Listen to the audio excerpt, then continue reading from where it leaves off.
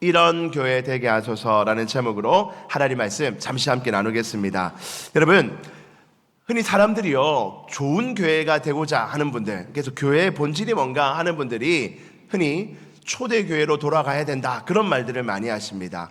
목사님, 초대교회가 뭡니까? 라고 묻는다면 초대교회는 언제를 말하냐면, 사실은 교회라는 것은요, 이 모세 시대에도 있었고 아브라함 시대도 있었어요. 아니 목사님, 그때도 교회가 있었다고요? 예, 교회라고 딱 말은 하지 않지만 성도들이 함께 모이는 모든 것을 교회라 한다면 그때도 다 교회가 있었죠. 그러나 그때는 사실 딱 전형적인 교회가 있는 것이 아니라 전형적인, 지금 같은 모여서 함께 예배하고 함께 찬양하고 교제하는 그런 모임이 되는 교회는 사실 예수님이 이 땅에 오셔서 죽으시고 부활 승천하신 이후에, 그 이후에 사람들이 함께 모여서 예수님을 높이며 예배했던 공동체, 그 공동체를 우리는 초대교회라고 흔히 부릅니다. 그러니까 지금으로부터 약 한 2000년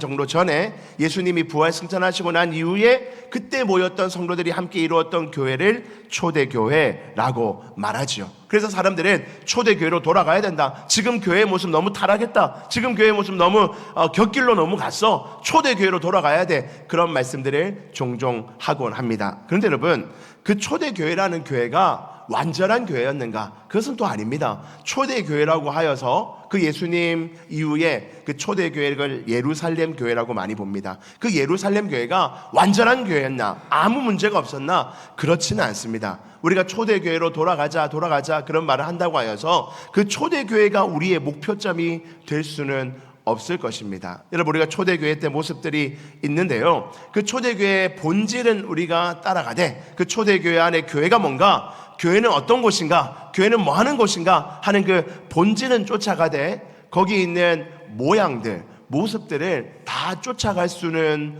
없을 것입니다. 여러분, 시대가 변하면요, 교회의 모습은 변할 수밖에 없습니다. 여러분, 지금 우리 교회의 모습, 지금 저의 목회의 모습, 지금 우리가 예배하는 이 모습, 그리고 모든 교회의 질서들을요, 한 50년 전에 막 열정이 있었던 성도님들이 누가 본다면요, 50년 전 우리 교회의 막 모습을 본다면, 야, 교회 타락했네, 부곡 광명교회 너무 타락했는걸, 이렇게 말할까요, 안 할까요? 할 수 있어요, 할 수 있어요. 여러분, 그때만 해도요, 돈 주일날 쓰는 거 상상도 못할 일입니다. 우리는 씁니까, 안 씁니까? 써요. 세일 모임해서 밥 먹고, 저도 청년들하고 나가서 밥 먹고 막 써요. 그런 거 보면서 교회가 타락했네, 교회가 타락했네. 주일날 돈을 쓴다고? 그 이전 세대는 어떻게 생각했는 줄 압니까? 심지어 주일날 차도 타면 안 돼요, 이 돈 내고. 그래서 1시간이 걸리건 2시간이 걸리건 다 걸어옵니다. 그분들의 입장에서 보면 차비를 낸다고? 말도 안 되는, 타락했네. 그럴 수 있다는 거예요. 찬양할 때, 아니 드럼을 친다고 교회에서 시끄럽게, 기타를 친다고? 제가 어릴 때만 해도 드럼도 못 치고 기타도 못 치게 했습니다. 제가 대학교 막 가고 이럴 때쯤에 이제 막 교회 드럼도 들어오고 기타도 들어오고 막 그랬죠. 여러분, 찬양하는 것은 본질이지만 어떤 악기로, 어떤 음악으로 어떻게 찬양하는 것은 본질이 아닙니다. 따라해 볼까요? 본질은 지키되 비본질은 자유해야 합니다. 여러분, 이게 중요한 거예요. 우리가 본질은 지키되 비본질에서는 자유할 수 있는 것이 좋은 교회인 줄 믿습니다. 본질은 꽉 붙들어야 돼요. 그러나 본질 아닌 부분들을 가지고, 그것 가지고는 좀 양보할 수가 있는 것입니다. 비본질적인 것들은 안 할 수도 있고 할 수도 있고 뭐 그렇다는 겁니다. 오늘 우리는 초대교회의 모습을 함께 보면서 교회는 어떤 것인가, 교회는 무엇을 꼭 붙잡아야 되고 본질이 무엇인가를 한번 5가지 정도로 초대교회의 모습을 보면서 함께 살펴보고자 합니다. 첫 번째입니다. 이런 교회가 되어야 됩니다. 읽어봅시다. 시작. 사도의 가르침을 받는 말씀 공동체. 여러분, 교회는요, 사도의 가르침을 받는 말씀 공동체가 교회의 본질입니다. 42절 말씀에 보니까 그들이 사도의 가르침을 받아, 이렇게 시작하고 있습니다. 여러분, 이제 초대교회의 모습들이 소개되고 있는데, 예루살렘 교회 그 첫 시작이 뭐냐면 사도의 가르침을 받는 것에서부터 시작이 되는 것입니다. 여러분, 사도가 누굽니까? 그 당시 사도는 예수님의 12제자를 사도라고 불렀고, 그 외에도 예수님의 제자들, 핵심 제자들, 그리고 말씀을 가르치는 자들을 사도라고 불러줬었습니다. 바울도 그래서 사도라고 불렸지요. 여러분, 지금으로 치면 누굽니까? 저와 같은 목회자라고 말할 수 있을 것입니다. 하나님의 말씀을 대언하는 자, 하나님의 말씀을 대신 전하는 자입니다.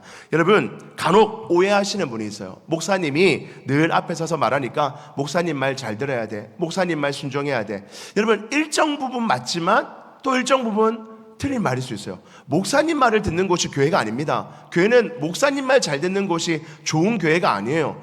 제가 뭐라고요? 저도 실수할 수 있고 틀릴 수도 있고 잘못된 것을 말할 수도 있죠. 그래서 저 말을 듣고 저 말에 순종하는 것이 좋은 교회가 아니라 목사님을 통해서 들려주시는 하나님의 말씀에 순종하고 목사님을 통해서 들려주시는 하나님의 말씀에 복종하는 교회, 그것이 좋은 교회의 모습인 줄 믿습니다. 여러분, 교회는요 말씀의 종교입니다. 여러분, 다른 종교는 말씀의 종교라고 하지 않아요. 불교만 봐도요, 불교는 깨달음의 종교라고 하죠. 뭔가를 깨닫는 거예요. 무슨 어떤 스님이 뭔가 전해준 말씀에 거기 꽉 붙들고 사는지 않아요. 그 말씀의 본질은 뭐냐? 결국에는 내가 깨달아야 돼요. 내가 수행하고 내가 기도하고 내가 뭐 하다가 내가 어느 날 딱 깨달음이 오면 거기서 뭔가 의미가 생기는 거예요. 그러나 우리는 그렇지 않습니다. 우리는 기도하다가 하나님이 말씀하실 수도 있고, 기도하다가 내한테 감동을 줄 수도 있고, 기도하다가 어떤 메시지를 들려주실 수도 있어요. 그러나 그것보다 훨씬 더 의미 있고 가치 있고 중요하다고 여기는 것은 바로 기록된 하나님의 말씀, 그리고 그 말씀을 목회자인 저가, 하나님께 특별한 권위를 부여받은, 역할을 부여받은 제가 하나님 말씀을 깊이 묵상하고 고민하고 연구하여 그 말씀을 여러분들에게 선포할 때 그 말씀이 여러분들에게 전해지는 것입니다. 그리고 그 말씀에 여러분들이 순종하는 거예요. 그래서 우리 기독교는 말씀의 종교라고 하는 겁니다. 따라해 봅시다. 기독교는 말씀의 종교입니다. 그래서 여러분들, 모든 교회는요 언제나 하나님의 말씀이 중심입니다. 하나님의 말씀이 핵심입니다. 교회의 전통, 우리 교회의 전통은 이런 거야, 우리 교회의 질서는 이런 거야. 여러분, 그것보다 훨씬 더 중요한 것은 하나님이 지금 우리에게 뭐라고 말씀하시는가, 그리고 그 말씀에 순종하고 복종하고 지키는 것이 교회의 질서인 줄 믿습니다. 우리 교회 전통이 31년 됐어요. 우리 교회 31년 동안 우리는 이렇게 해왔습니다. 목사님, 우리 교회는 이렇게 해왔어요. 성도님, 그거 안 돼요. 우리 교회의 전통은 이겁니다. 여러분, 우리 교회의 전통이 있을 거예요. 아름답고 선한 전통은 우리가 굳게 붙들고 지키며 나아갑니다. 그럼에도 어느 날 하나님께서 말씀을 통해서 그거 이제 그만해라. 이제 이 시대에는, 이 상황에는, 이 형편에는 그것이 선하지 않으니 하나님께서 우리에게 선한 길을 가르쳐 주시면 멈출 수도 있는 겁니다. 안 하던 것도 할 수 있어요. 얼마든지 할 수 있죠. 왜? 하나님이 말씀하시면 그 말씀의 권위가 가장 강하기 때문에 그 말씀에 순종하고 그 말씀에 복종하는 것, 그것이 저와 여러분들이 가져야 될 자세인 줄 믿습니다. 그러므로 여러분들은 저를요, 말씀 전하는 저를요 귀하게 여겨주셔야 됩니다. 아멘. 그죠? 저를 귀하게. 왜? 제가 뭐 잘생겨서, 아무도 동의 안 하십니다.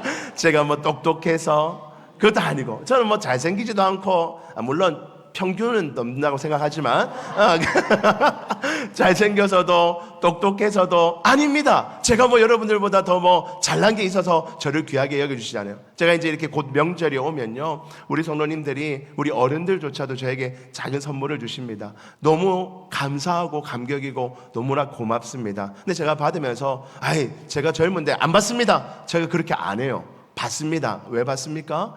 저 하나라는 사람, 제가 젊고 연약한 저 하나에게 주는 게 아니라 말씀을 대언하는 자, 하나님 말씀을 붙든 자를 섬기고 또 귀하게 여겨주시는 마음인 것을 제가 알기 때문에 제가 받습니다. 물론 지금 뭐 명절 다 됐으니까 다 가져오세요. 그런 뜻은 진짜 아닙니다. 안 가져오셔도 진짜 괜찮습니다. 근데 제가 그 마음을 안다는 거예요. 저라는 사람에게 뭐 여러분들이 저한테 잘 보일 필요도 없고 무슨 저에게 뭐 뇌물을 줄 필요도 없고 그런 관계가 아니잖아요. 근데 저같이 연약한 젊은 목회자를 섬겨주시고 대접해주시고 식사도 사주시고 이렇게 존중해주시는 이유는 제가 하나님의 말씀을 대언하고 있는 자로 이 교회에 부름 받았기 때문인 줄 믿습니다. 그래서 여러분 히브리서 13장 말씀에 보면 이런 말씀이 있어요. 17절 말씀에 너희를 인도하는 자에게 순종하고 복종하라. 아멘. 너희를 인도하는 저에게, 제가 목회자로서 교회 대표이고 여러분들의 인도하는 인도자입니다. 그래서 저에게 순종하고 복종해요. 이 말은 제 말이면 무조건 따라라, 목사님 말이면 무조건 순종해라, 그 말이 아니라 하나님의 말씀을 대언하고 있기에 그 하나님의 말씀으로 때로는 권면하고 가르치고 인도할 때 거기에 순종하고 복종하는 것, 그것이 우리가 가져야 될 말씀의 자세라는 것입니다. 뿐만 아니라 17절 후반절에 보니까 이렇게 되어 있죠. 즐거움으로 이것을 하게 하고 저에게 즐겁게 이 일을 하게 만들어라는 겁니다. 목회자인 제가 무엇을 즐겁게 해야 되는가? 하나님 말씀 전하는 일을 즐겁게 할 수 있도록 여러분들이 저를 도우셔야 돼요. 제가 열심히 말씀 준비하고 일주일 동안 묵상하고 고민하고 연구하고 하여서 즐거운 마음으로 하나님의 말씀을 대언할 수 있도록 저를 여러분들을 돕고 계십니다. 근심하게 하지 말라. 여러분들이 저를 근심하게 하면 안 돼요. 이 말을 오해해서 아유 목사님 걱정 끼치면 안 되니까 내가 지금 몸이 아파도 목사님에게 말씀드리면 안 되겠어? 우리 집에 어려운 일이 있는데 목사님 근심할 수 있으니까 말하면 안 되겠어? 여러분들이 저에게 그거 말 안 해주면 오히려 그게 제 더 근심거리입니다. 여러분이 말씀해 주셔야죠. 제가 그거 가지고 또 고민하고 기도하고 묵상하면서 또 설교로도 나오는 거 아니겠습니까? 그렇게 하여서 너희에게 유익이 없지 않도록 목사님을 통해서 하나님 말씀 온전히 선포되도록 목사님의 말씀에 순종하고 돕고 섬기는 것, 그것이 교회의 선한 질서인 줄 믿습니다. 그럼 저의 책임은 뭔가? 저는 여러분들의 섬김만 받는 것이 아니라 제 책임은 훨씬 더 클 겁니다. 디모데후서 2장 15절 말씀에 이런 말씀이 있습니다. 같이 한번 읽어봅니다. 시작. 너는 진리의 말씀을 옳게 분별하며 부끄러울 것이 없는 일꾼으로 인정된 자로 자신을 하나님 앞에 드리기를 힘쓰라. 아멘. 바울이 목회자 선배였던 바울이 목회자 후배였던 디모데에게 너 목회하려면 이 마음 가지고 해 하며 주셨던 말씀입니다. 모든 성도에게 주시면서 동시에 저와 같이 목회자에게는 아주 무겁게 주어지는 말씀이죠. 진리의 말씀을 옳게 분별해라. 네가 부곡광명교회 귀한 성도들을 매주 하나님 말씀 가르치는데, 하나님 말씀 선포하는데 네가 연구하고 묵상한 그 말씀을 옳게 분별할 수 있도록 해라. 네 사사로운 감정으로 네가 가지고 있던 어떤 사상이나 생각이 아니라 하나님의 말씀을 옳게 분별하여 가르치라는 겁니다. 부끄러울 것이 없는 일꾼이 되라고 주님이 저에게 명령하십니다. 여러분들 앞에 부끄럽지 않은 모습뿐만 아니라 하나님 보시기에도 부끄럽지 않은 목회자가 되기로 저는 힘써야 할 것입니다. 하나님께서 인정하시는 자로, 하나님께서 온전히 받으실 자로 하나님께 드리기로 힘쓰라고 주님이 저에게 명령하시는 줄 믿습니다. 사랑하는 성도 여러분, 목회자는 목회자대로, 성도들은 성도들대로 하나님 말씀이 너무 중요하기에 그 하나님 말씀이 중요하다는 그 사실 앞에서 저와 여러분들이 관계 맺고 있는 줄 믿습니다. 저는 하나님 앞에서 늘 조심하고 경책하며 여러분들 앞에 하나님의 말씀을 온전히 전할 수 있는 자가 될 수 있도록 힘쓰고, 여러분들은 제가 하나님 말씀을 잘 선포할 수 있도록 저를 도우시고 섬겨주시고 또 제가 전하는 하나님 말씀에 복종하시고 순종하시는 그런 아름다운 질서가 우리 안에 있게 되기를 주의 이름으로 축복합니다. 두 번째입니다. 교회는 어떤 공동체인가? 같이 한번 읽어봅니다. 시작. 모이기를 힘쓰는 교제 공동체입니다. 첫 번째는 말씀 공동체가 교회였다면 두 번째는 모이기를 힘쓰는 교제 공동체입니다. 여러분, 초대교회는요 모이기를 힘썼다 했습니다. 46절 보실까요? 46절에 보니까 날마다 마음을 같이하여 성전에 모이기를 힘썼다라고 되어 있습니다. 날마다 마음을 같이하여 성전, 지금으로 치면 교회라고 말할 수 있죠. 교회에 모이기를 뭐 했다고요? 힘썼다는 겁니다. 여러분, 교회의 본질은요 함께 모여서 함께 뭔가를 하는 것이 교회의 본질인 줄 믿습니다. 물론 교회는요, 함께 모였다가 흩어져야 돼요. 그런데 흩어지기 전에 일단 모이는 것에 힘쓰는 것이 교회의 모습인 줄 믿습니다. 여러분, 과거에는요, 우리 과거의 한국교회가 아주 오래 전에는 우리 교회 한국교회가 처음 있을 때, 심지어 우리 교회가 초창기 때만 하더라도요, 사람들이 교회에 모이기를 즐거워했습니다. 왜냐하면 집에 가도 별로 할 것도 없고 밖에 가도 별로 할 것이 없을 때가 있었잖아요, 그죠? 근데 교회 오면 먹을 것도 좀 먹고 TV도 보고 뭐 같이 교제도 하고 하니까 교회가 재밌어요. 근데 요즘 시대는요, 교회 안 와도 재밌는 게 너무 많잖아요. 여러분, 그렇지 않아요? 특히 애들만 생각해 봅시다. 과거에는요, 저도 그렇지만 교회에 안 모이고 싶어도 교회 가봐야, 교회에 안 가면 할 게 없었어요. 그래서 제가 어릴 때 교회 왜 갔냐, 어떤 호돌이 탈쓴 어떤 아저씨가 돌아다니면서 북치면서 교회에 온다, 교회 온다, 예수 믿고 천국 가자고 막 돌아다니는데 마치 뭐에 홀린 사람처럼 하고 따라갔어요. 우리 동네 애들 다 따라가서 다 올려요. 저 호돌이 아저씨 따라가야 된다고 막 북치면 다 따라갔어요. 그 교회 맨날 가가지고 교회에서 먹고 자고 농구하고 축구하고 맨날 그렇게 교회에 살았어요. 왜? 집에 와도 할 게 없거든. 집에 와도 할 게 하나도 없어요. 근데 교회 가면 먹을 것도 있고 놀 것도 있고 재밌는 것도 있고 형도 있고 누나도 있고 뭐 전도사님도 있고 뭐 좋은 게 너무 많거든요. 그래서 교회에 다 모였다는 거예요. 근데 여러분들, 그게 교회의 사실 본질이라는 겁니다. 점점 세상은 교회 모이기를 꺼려합니다. 아이, 목사님, 예배 한 번만 드리면 되지 주일 한 번만 딱 오면 좋겠어요. 서양 교회가 지금 그렇죠. 미국 교회도 다 그렇습니다. 그냥 주일 오전 예배 한 번만 드립니다. 서양 교회는요, 지금 우리 교회 같은 교회를 오전 예배 지금 우리 교회 드리죠. 그럼 그 다음엔 다른 교회가 여기 임대해가지고 2시부터는 다른 교회가 예배 드립니다. 그리고 저녁에는 또 다른 교회가 임대해서 드립니다. 대부분 그렇게 많이 합니다. 왜? 어차피 성도들은 한 번 예배하고 집에 가는 것이 기본 질서가 되어 있거든요. 우리는 안 그렇잖아요. 우리는 모여서 아침에 모여서 연습하고 밥 먹고 또 예배 드리고 또 예배 드리고 셀 모임하고 또 놀러 가고 막 교회를 계속 써야 되는데 서양은 지금 그렇지 않다는 거예요. 근데 점점 한국 교회도 그렇게 되고 있습니다. 한 번만 그냥 예배 잠깐 드리고 오면 되지, 수요 예배, 새벽 예배, 뭐 금요 철야, 아니 모이지 맙시다. 여러분, 그런 말들이 점점 넘치고 있습니다. 그런데 여러분, 하나님이 기뻐하시는 교회는 모이기를 힘씁니다. 억지로 모이는 것이 아니라 오늘 본문 47절 다시 보시면, 46절 다시 보시면 마음을 같이 하여 모인다는 거예요. 우리 마음이 함께 모이도록 같이 모인다는 겁니다. 함께 모여서 서로의 마음을 나누고 서로의 마음을 위로하고 서로의 마음을 격려하고, 그래서 모이기를 힘쓰는 교회가 하나님이 기뻐하시는 건강한 교회인 줄 믿습니다. 여러분, 우리 교회가 더 많이 모이는 좋은 교회 되기를 주의 이름으로 축복합니다. 우리 교회에 더 많이 모여서 함께 교제하고 웃고 하나님의 말씀 나누고 위로하고 격려하고 그런 은혜가 넘치기를 주의 이름으로 축복합니다. 그 중에 여러분들 진짜 모여야 될 곳이 뭔가? 바로 소그룹 셀 모임입니다. 여러분, 여기 계신 모든 성도님들 이제 막 오신 분들 말고는요, 다 셀에 편성되어 있습니다. 아예 목사님, 저는 예배 잘 드리면 됐지 뭐 셀 모임까지는 좀 너무 과합니다. 여러분, 물론 처음에는 그럴 수 있어요. 그러나 하나님이 기뻐하시는 것은 소그룹에 함께 모여서 거기 모여서 하나님 말씀 한 번 더 나누고 기도 제목을 나누고 내 어려운 것만 아니라 상대방이 어려운 것도 들어주고 격려하고 위로하고, 여러분, 그런 모임들이 많아질 때 교회는 점점 더 건강해지는 줄 믿습니다. 여러분들이 가는 그 모임 안에 하나님의 그 기쁨이 넘치게 될 줄 믿습니다. 소그룹 셀 모임, 전도의 모임, 여러 가지 모임들 가운데 여러분들 적극적으로 참석하셔서 우리 교회가 더 하나님 보시기에 기뻐하고 건강한 교회로 성장하기를 주의 이름으로 축복합니다. 세 번째입니다. 우리 조금 빠르게 넘어가 보겠습니다. 세 번째 같이 한번 읽어봅니다. 시작. 떡을 떼며 여러분, 교회는 나눔의 공동체였습니다. 함께 나누는 것입니다.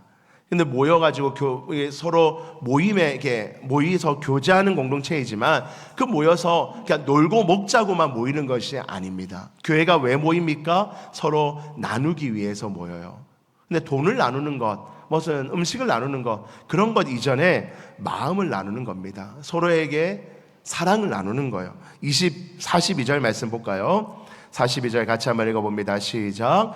그들이 사도의 가르침을 받아 서로 교제하고 떡을 떼며, 서로 모여가지고요 서로 교제합니다. 웃고 얘기하고, 우리 가정에 이런 일이 있었어요, 요즘에 이런 일 때문에 기뻐요, 이것 때문에 어렵습니다. 교제하는 겁니다. 그러면서 그냥 교제하기 뭐 하니까 떡을 떼었다는 거예요. 여러분, 여기서 떡을 떼었다는 것은 기본적으로는 성찬을 의미합니다. 성찬식을 했다는 거예요. 근데 그냥 성찬뿐만 아니라 애찬이라고 하죠. 사랑을 나누면서 먹고 마셨다는 겁니다. 우리 함께 먹읍시다. 우리 집에 이번에 떡이 좀 더 잘 됐는데 같이 먹어요. 우리 집에 뭐가 좀 잘 됐는데 같이 먹읍시다 하고 애찬하는 겁니다. 같이 나누는 거예요.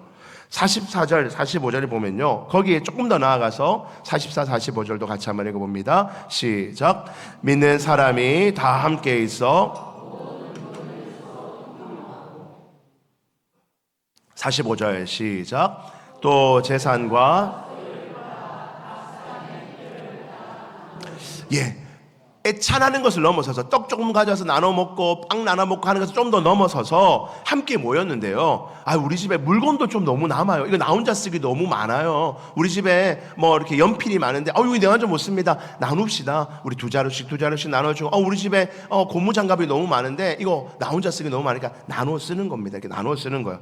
또 자신의 소유를 한 걸음 더 나아가는 거예요. 갖고 있는 게가 남은 것을 넘어서서 자기가 갖고 있는 거 팔아버립니다. 내 땅도 이게 너무 내 필요 없어. 어차피 천국 가면 끝나는 건데, 이 땅에 거 소명이 없는데 천국 갈 건데 하고 다 팔아버립니다. 재산과 소유를 다 팔아서 필요에 따라서 집사님 댁 요즘에 좀 어려운 일이 있죠. 집사님 댁에 자녀가 이번에 좀 필요한 거 있죠 하고 나누어 쓴다는 겁니다. 여러분, 이 말씀을 보면서요, 이건 좀 너무 과한데, 이거는 좀 너무했는데, 먹고 나누는 것까지는 좀 이해가 되지만 내 재산을 팔아서 필요한 사람들 나누어 주는 것, 이건 좀 너무 과한데 라고 우리는 생각할 수 있어요. 여러분, 물론 우리가 처음에 말했던 것처럼 본질을 잘 지키는 거예요. 나눈다는 것이 본질입니다. 근데 나누는 방식을, 그때는 하나님께서 성령이 강하게 임하셨고, 그때 당시에 성도들의 기본적인 생각이 뭐냐면 곧 주님이 임재하신다는 생각이 있었어요. 왜냐하면 예수님께서 죽으시고 부활하시고 승천하시면서 내가 곧 너희에게 다시 오겠다 했기 때문에 그 당시 성도들은 곧 오시겠구나, 한 달 안에 오시겠네, 길어봐야 6개월 안에 오시겠네, 1년 안에 오시겠네 하는 생각을 거의 대부분 성도들이 가지고 있었어요. 그런 사람들 입장에서 재산을 많이 가지고 있는 것은 별로 의미가 없죠. 빨리 이거 쓰고 필요한 사람들 나눠주고 하나님께 칭찬받는 게 낫다 하는 기본적인 생각이 있어서 그때에는 모든 물건을 팔아서 함께 나누었던 질서가 생겼던 것으로 보입니다. 여러분, 본질은 우리의 것을 다 나눠서 똑같이 나눠 쓰자. 여러분, 이런 단체들이 있죠. 이단들이 그렇게 합니다. 많은 이단들이 그렇게 가르칩니다. 봐라, 성경에 봐라, 다 갖고 와. 교회가 다 가져가서 다 나눠가지고 내가 쪼개서 나눠줄 테. 그렇게 하는 이단들이 많죠. 여러분, 그것은 비본질을 잘못 해석한 것입니다. 여러분, 우리는 본질을 붙잡아야 돼요. 본질이 뭡니까? 나눈다는 거예요. 무엇을 나눕니까? 우리의 마음과 사랑을 나누는 겁니다. 성도가 함께 모였습니다. 모여서 내 하고 싶은 얘기하고, 내 즐거운 얘기하고, 내 주장 펼치고, 그러려고 여기 모이는 거 아닙니다. 우리가 모이는 이유는 뭡니까? 우리가 힘들어하는 우리 주변에 연약한 우리 성도들, 어려움이 있는 성도들, 외로운 성도들, 지쳐있는 성도들, 그런 자들에게 내가 가지고 있는 시간과 물질과 에너지와 마음을 다하여 나누는 거예요. 함께 나누고 교제하고 사랑함을 통해서 그가 회복할 수 있도록, 그가 지금 내 수준으로 일어설 수 있도록 돕는 것, 그것이 바로 교회의 모습인 줄 믿습니다. 사랑하는 성도 여러분, 여러분들이 모이는 곳곳에 그런 사랑의 나눔이 넘치기를 주의 이름으로 축복합니다. 여러분, 식당에 가셔서 식사하시고 교제하십니다. 몇몇이 이렇게 교제하고 계세요. 여러분, 그 안에 어떤 나눔이 있습니까? 어떤 나눔이 있어요? 음식도 나누고 먹고 있어요. 떡도 먹고 나누는 거죠. 이걸 다 우리는 애찬이라고 부릅니다. 사랑하며 나누어 먹는 겁니다. 그런데 음식만 나누어 먹는 것이 아니라 여러분들의 마음을 나누어 주시길 바랍니다. 힘드신 분들이 있다면 따뜻하게 손도 잡아주시고, 격려도 해주시고, 위로도 해주시고, 나도 힘들 때 내 마음도 함께 나누면서 나 좀 도와주세요, 나를 위해서 좀 기도해 주세요. 그런 사랑의 나눔이 넘치는 교회, 우리 부곡광명교회 되기를 주의 이름으로 축복합니다. 네 번째입니다. 같이 한번 읽어봅시다. 네 번째, 시작. 찬양과 기도에 힘쓰는 예배 공동체입니다.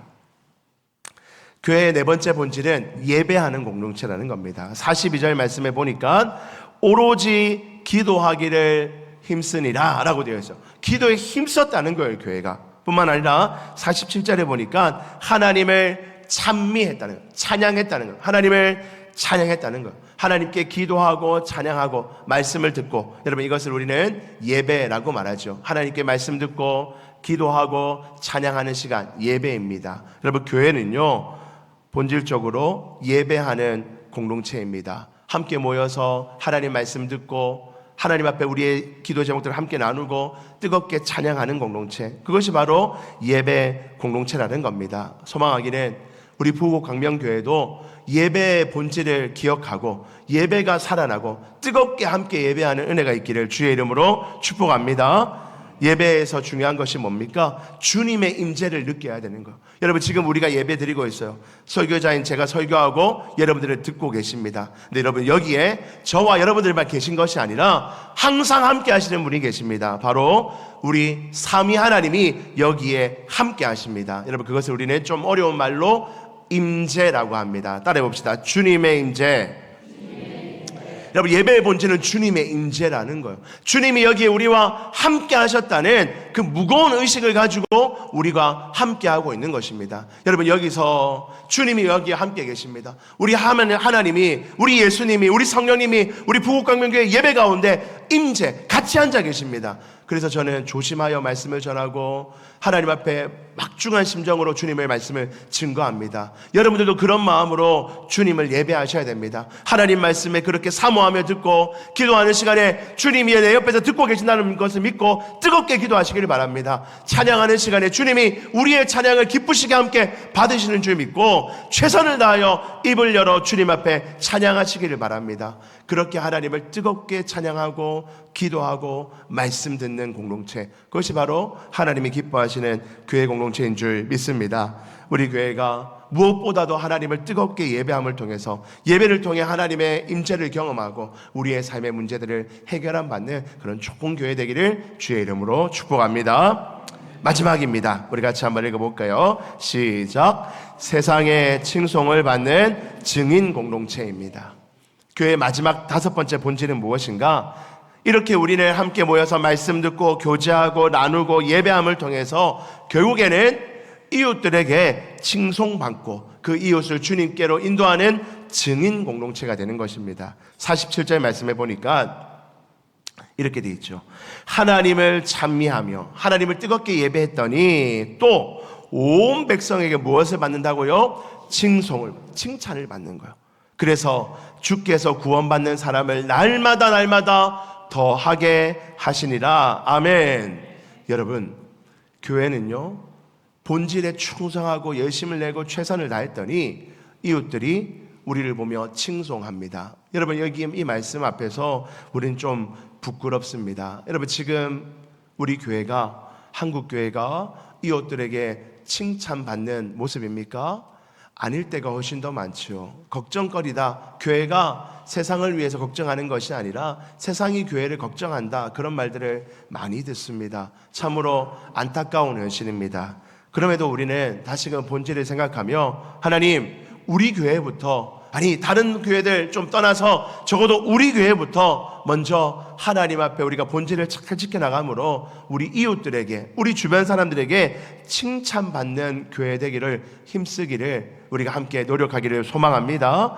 여러분들 우리 교회 성도들 한 사람 한 사람이 하나님 앞에 바로 서고 그래야 그들의 삶의 모습이 변화되고 그들이 점점 더 하나님 보시기에 아름답고 복된 인생으로 변화되고 그 복된 사람들이 함께 모여서 주님을 찬양하고 예배하고 이웃을 섬기며 나아갈 때 하나님께서는 그 교회를 통해서 이웃들에게 칭찬받게 하시는 줄 믿습니다. 그래서 날마다 하나님의 백성이 늘어나게 하실 줄도 믿습니다. 우리가 이 믿음 안에서 우리 교회가 힘차게 달려가기를 주의 이름으로 축복합니다. 우리 교회 사명선언, 세상에 소망 주는 행복한 공동체입니다. 우리 이 말씀을 계속 붙들고 계속 나아갑니다. 세상에 소망을 줘야 되는 거예요. 세상에 걱정 주는, 세상이 부러워하는 그런 교회가 아니라 세상에 소망을 주는 거예요. 세상 사람들이 소망 없다 하는 이 시대 가운데 정치에도 소망이 없고 경제에도 소망이 없고 외교에도 소망 없는 이런 현실 가운데 하나님, 세상의 소망은 예수 그리스도입니다. 당신의 인생의 소망도 예수 그리스도고 당신의 자녀들의 소망도 예수 그리스도입니다 하는 것을 우리 교회를 통해서, 우리 성도들 통해서 보여주는 공동체, 그것이 바로 하나님이 기뻐하시는 공동체인 줄 믿습니다. 우리 부곡강민교회 모든 성도들이 아름답고 매력 있는 성도들이 되어서 세상의 소망이 되어주기를, 여러분들의 가정과 직장과 이웃의 소망이 되어주시기를 주의 이름으로 축복합니다. 세상의 부러움을 사는 것이 아니라 세상에 진정한 희망과 소망을 주는 멋진 자들 되어서 우리가 하나님 나라에 아름답게 쓰임받는 믿음의 공동체 되기를 주의 이름으로 축복합니다. 말씀을 정리합니다. 여러분, 초대교회도 완전한 교회가 아니었습니다. 그러나 본질을 우리에게 가르쳐줍니다. 본질이 무엇이었습니까? 하나님의 말씀을 소중히 여기는 것이 교회의 본질입니다. 성도들이 함께 모여서 교제하는 것이 교회의 본질입니다. 자기 욕심, 자기 필요 때문에 모이는 것이 아니라 서로의 필요를 채워주고 내가 것을 나누어주는 것이 교회의 본질입니다. 찬양하고 기도하고 하나님을 예배하는 가운데 하나님의 임재를 경험하고 하나님의 임재 가운데 은혜를 누리는 것이 교회의 본질입니다. 그리고 우리끼리만 행복하고 우리끼리만 즐거운 것이 아니라 세상으로부터 칭찬 듣고 세상 사람들에게 선한 영향력을 끼치는 것이 교회의 본질입니다. 우리 부곡 광명교회가 이런 교회 되기를 주의 이름으로 축복합니다. 지난 31년도 하나님이 그렇게 우리 교회를 인도해 오셔서 여기까지 아름답게 성장했습니다. 남은 우리의 교회의 인생에도 하나님이 함께 하셔서 우리 교회가 이런 멋지고 아름다운 교회 되기를 주의 이름으로 축복합니다.